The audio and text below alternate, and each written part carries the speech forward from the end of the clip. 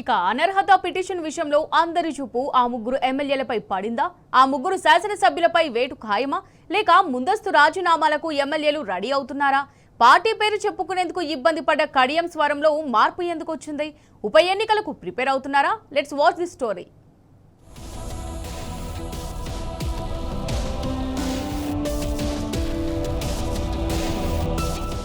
Car గుర్తుపై గెలిచి కాంగ్రెస్ పార్టీలో చేరిన 10 మంది ఎమ్మెల్యేలపై అనర్హత వేటు వేయాలని బీఆర్ఎస్ పట్టుబడుతోంది.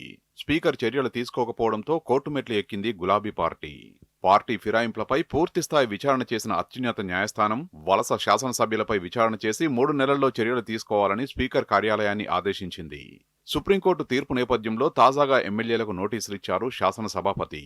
కాగా నోటీసులు అందుకున్న ఎమ్మెల్యేలు స్పీకర్కు వివరణ ఇచ్చేందుకు రెడీ అవుతున్నారు. అయితే 10 మంది పార్టీ మారగా అందులో 3 ఎమ్మెల్యేలు దానం నాగేందర్, కడియం శ్రీహరి, తెల్లం వెంకట్రావు పార్లమెంటు ఎన్నికల కంటే ముందు కాంగ్రెస్లో చేరారు. దానం ఏకంగా సికింద్రాబాద్ పార్లమెంటు కాంగ్రెస్ అభ్యర్థిగా పోటీ చేసి ఓడిపోయారు. అటు కడియం శ్రీహరి తన కూతురు కడియం కావ్యని ఎంపీగా బరిలో దింపి ఆమె గెలుపు కోసం విస్తృతంగా ప్రచారం చేశారు. తెల్లం వెంకట్రావు సైతం మహబూబాబాద్ ఎంపీ అభ్యర్థి గెలుపు కోసం ప్రచారం నిర్వహించారు.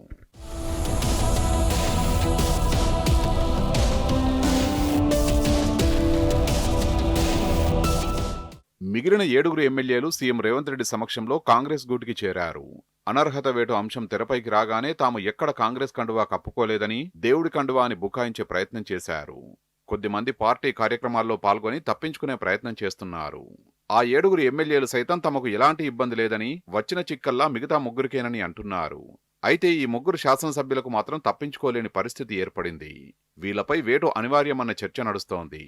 స్పీకర్ అనర్హత వేటు వేసే కంటే ముందే రాజీనామా చేస్తే ఎలా ఉంటుందన్న చర్చ అంతర్గతంగా సన్నిహితుల వద్ద చేస్తున్నారట ఆ 3 ఎమ్మెల్యేలు.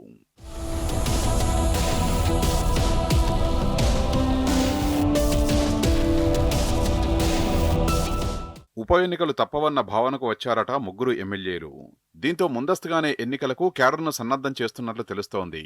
Station Ghanpur MLA Kadiyam Srihari speaker నోటీసులు ఇచ్చినప్పటి నుంచి నిత్యం నియోజకవర్గంలో పర్యటిస్తున్నారని టాక్.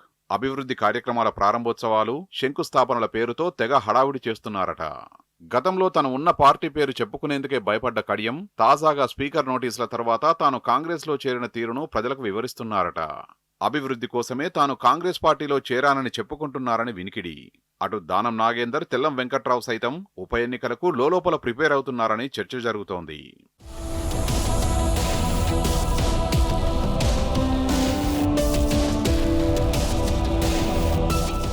ఆ 3 ఎమ్మెల్యేలు ఎన్నికలకు ప్రిపేర్ అవుతున్నా ప్రభుత్వంపై ఉన్న వ్యతిరేకతతో గట్టెక్కుతామా, అసలైన కాంగ్రెస్ నేతలు తమకు సహకరిస్తారా అన్న టెన్షన్లో ఉన్నట్టు తెలుస్తోంది.